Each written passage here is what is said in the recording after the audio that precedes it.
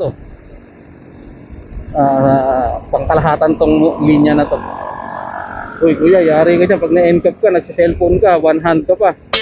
Naku po kuya, wag ka dyan. Uy, sa likod ko. Huwag si cellphone ka, ma-encap ka dyan. Ayun o, may ano ng encap dun o. May tawag dito, may signage ng encap kulay. No, MMDA, no contact apprehension in effect, kulay pula ng signage. Baka maano si kuya na nagsi-cellphone. Naka one hand tapos nagsi-cellphone. Bawal yun. Anti-distractive act yun. So alam ko lang pwede lang pwede lang gamitin yung cellphone, dapat nakaano ka, di ba? Handheld ka. Encap ka dyan kuya, matay na mo. Ano ka? Hindi lang naman kasi yung paglabas sa ano ang violation dito sa Commonwealth eh. Katulad ng katulad yan yung nagte-text habang nagda-drive. So, di ba? Ganon, naglalaro. Basta nagta-type ng message ganon sa cellphone, bawal yun, alam ko eh.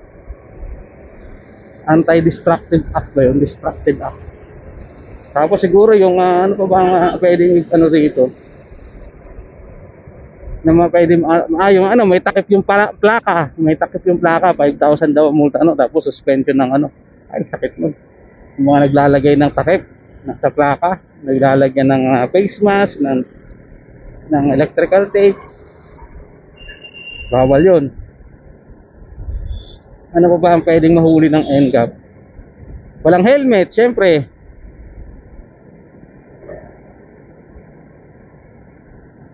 Nakita ka sa camera, dumaan ka sa Commonwealth tapos wala kang helmet. Ay, ari ka.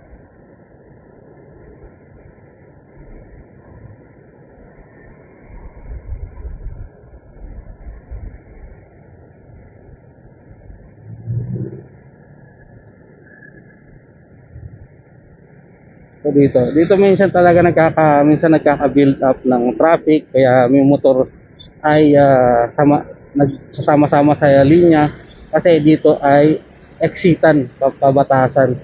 So yung mga nasa kaliwang private lane, kaliwang lane na mga private na sasakyan, siyempre magko-cross sila sa exclusive motorcycle lane na nagdudulot ng traffic, kasi siyempre hindi naman isa lang yung mag-exit dyan eh, maraming exit yan. So lahat yan pagbibigyan mo, diba? Kasi exit naman na yan ng Commonwealth, so pwede yan. Kaya sa mga paps natin dapat aware tayo na pabigyan natin yung mga ganyan.